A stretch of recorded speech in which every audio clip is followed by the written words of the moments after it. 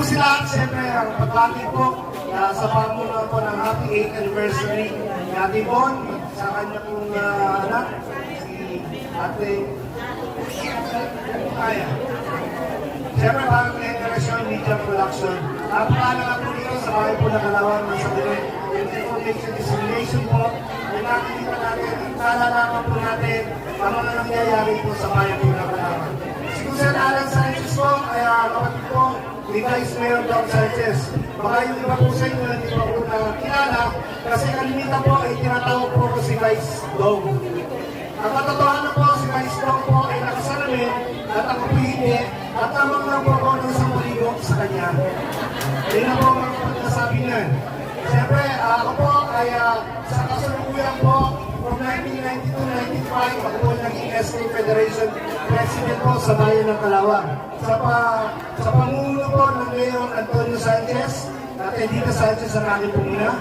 Ako po ay nag-higusyan po ng bayan from 2007 hanggang 2016. At ako po ay kauspusan na papasalan po dahil wala po kung sa inyo naman, kundi dahil po sa inyo. Maraming salamat po. 2022 ako ay muling buhok sa Museo Pambayan. Nanalo po tayo.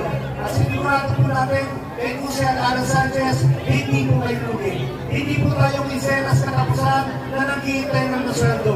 May ginagawa po si Kuya Alan at may gagawin pa para sa kalusugan ng mamayan ng bayan ng Kalawang. Ako po pala ang committee chairman ng kalusugan ng health sa bayan po ng Kalawang. Ito po, magandang balita po. Magkakameron na po tayo ng Super Health Center.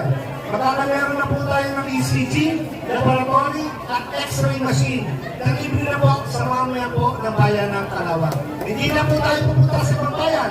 Meron na din po tayong dialysis center. Gusto niyo po ba magpa-dialysis? Ayaw, di ba? May libre din po tayo na pinamimigay na ating pambayan.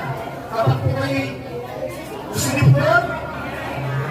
Sa ating pong programa, mula bago pa po kayo sinisilang hanggang sa pinapaglaki, meron po po tayo mga bakuna sa mga anak, Penta, Kalbinuan, may Operation Ture, Operation Bukol, at libre pap smear sa mga senior citizen. Gusto niyo ba yun?